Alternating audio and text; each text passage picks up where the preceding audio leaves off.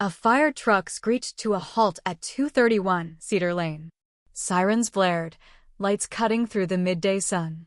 Thick smoke billowed from a backyard, flames clawing the sky. Firefighters leaped out, racing for the hydrant, only to stop dead. Parked defiantly in front of it, gleaming like a taunt, was a pearl-white Mercedes SUV. "Move the car," they shouted. No response. Seconds bled away, each a lifetime. Then, with a swing of a steel mallet, the driver's window shattered, glass spraying the pavement. A scream pierced the air, not from the burning house, but from across the street. Marlene Foster, HOA president, robe flapping, hair in curlers, charged forward, shrieking, "You're destroying my car. I didn't approve this." The firefighter didn't look back. "Lady, it's a fire," he muttered. 2 hours earlier, Marlene sipped coffee from her HOA-branded mug, scrolling her violation log with the glee of a conqueror. Untrimmed hedges, an unauthorized yard sign, a blow-up unicorn, she savored each offense. Her Mercedes sat parked out front, deliberately blocking the hydrant. She didn't care. The hydrant hadn't been used in 19 years, a fact she'd verified with laminated records. To Marlene, the HOA wasn't just a board, it was her kingdom. Rules were her scepter, compliance her crown. She'd fined a family $100 for an unpermitted lemonade stand and another $60 for using Comic Sans on their mailbox. Chaos was the enemy, and she was its judge. When neighbors planned their annual block party without her mandatory event permit, Marlene's blood boiled. She denied their request, citing noise, litter, and past beverage containment violations. They held the party anyway, calling it tradition. Marlene called it mutiny. In petty defiance, she parked her SUV over the hydrant that morning, a silent jab at their rebellion. By noon, Cedar Lane hummed with music, laughter, and sizzling grills. Marlene watched from her porch, arms crossed, lips tight enough to crack pecans.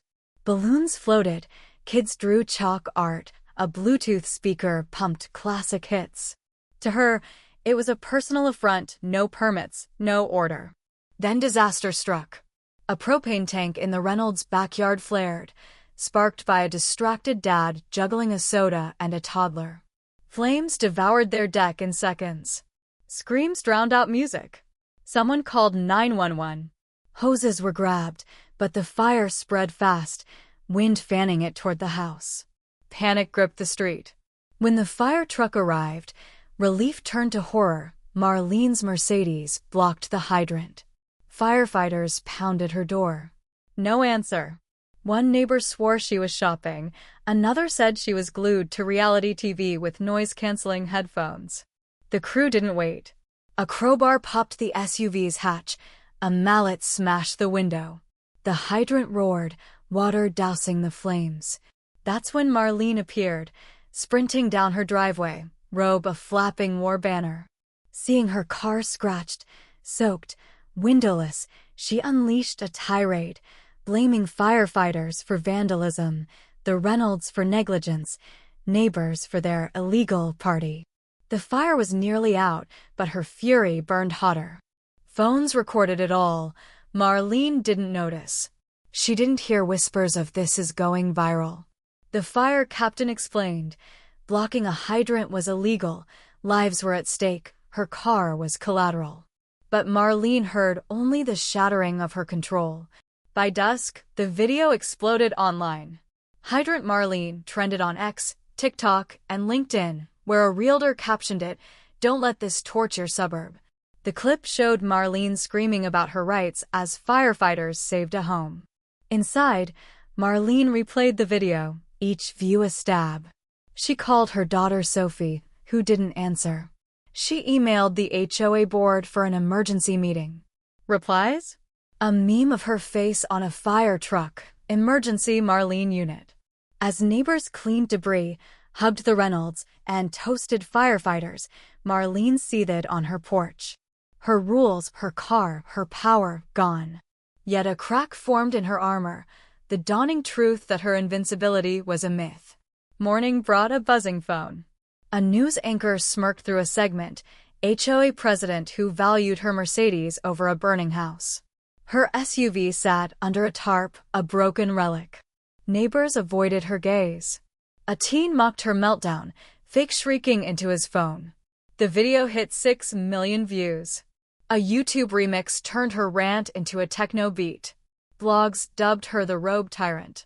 Marlene fought back, emailing an HOA newsletter with a 4-paragraph defense, claiming her parking was legal per subsection 7b and suggesting another hydrant could have been used. Half the emails bounced. The rest were ignored. She posted a video to the Cedar Lane Facebook group, sitting stiffly before a flag, HOA pin gleaming. "I've been misunderstood," she insisted, blaming social media lies. A neighbor's lawnmower roared mid-sentence. Her eye twitched, but she ended, "Let's restore order." Laughing emojis buried it. A tweet read, "Marlene thinks her car's a victim, but the house is ashes." Her personal life unraveled. Sophie, a life coach with a podcast, texted, "Mom, we need to talk. I'm covering this." On a live episode, Sophie said, "Meet my mom, viral Marlene. Let's unpack control and suburban delusion." Marlene hung up, humiliated. Her husband, Paul, suggested she step down. "This neighborhood needs me," she snapped. But it didn't. The Reynolds got GoFundMe donations and casseroles. The mayor sent thanks. Marlene got nothing. The HOA board held a secret meeting, passing a temporary suspension of presidential duties. Marlene arrived with highlighted bylaws, citing a 30-day notice rule. Then Greg from Lot 12 slid her an apprentice clause she'd written during a rogue mailbox crisis. In disruption or danger, the president could be suspended by board vote. Her own rule turned traitor. Marlene didn't buckle. She issued a memo, Notice of Emergency Authority, citing media intrusion and fire risks. She banned street parking, set a 6 p.m. curfew, and fined the Reynolds for rebuilding without permits. Signs sprouted. Marlene's law equals martial law. Neighbors were floored. Could she do this? She fined 3 homes for excessive Halloween decorations. The HOA chat erupted. But the Cedar Lane Alliance, a covert group led by retired lawyer Nora Chen, was scheming. Nora, who'd clashed with Marlene over her fence color, dug into HOA archives with neighbors Tina, Malik, and Ravi. They found emails proving Marlene hired an unapproved security firm, installing cameras in lampposts and planters. Ravi, a tech guru, accessed the footage, Marlene spying on kids, timing trash cans, peering through binoculars. It was obsessive, illegal. The Alliance went door to door with clips. A video of Marlene calling a neighbor's aunt that nosy crone flipped the mood from annoyed to livid. They planned a public reckoning. Marlene, sensing trouble, doubled down, ticketing unfamiliar cars and banning unapproved gatherings. She fined the Reynolds again, slapping a "Stop Work" sign on their gate. A viral photo captioned "Marlene's Revenge" lit the fuse. The Alliance called a meeting. Over 120 residents packed the Cedar Lane Community Center.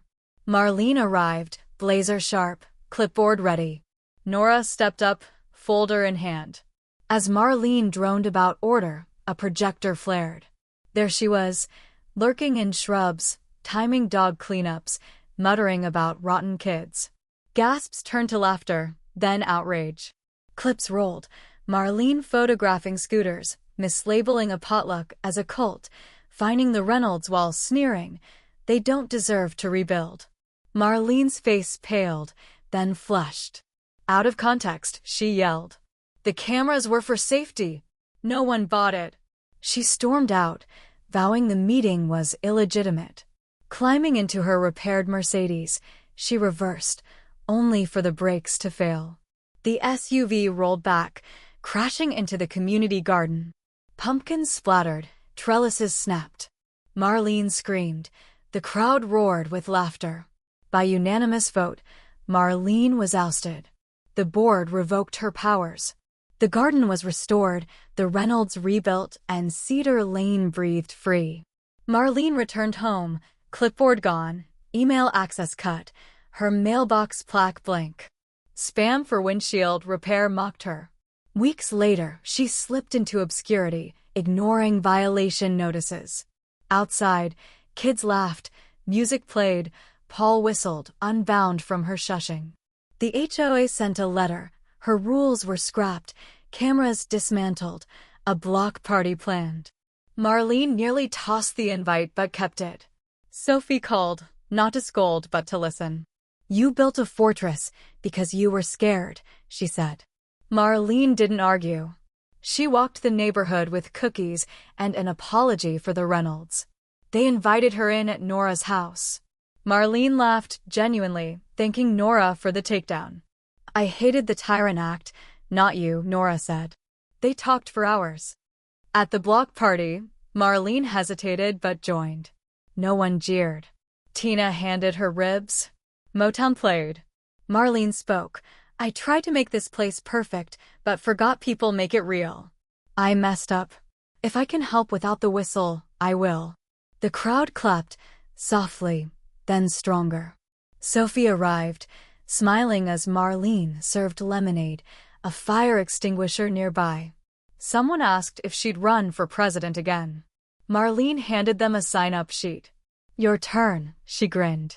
Cedar Lane moved on, united, proving no empire could outlast a community's will.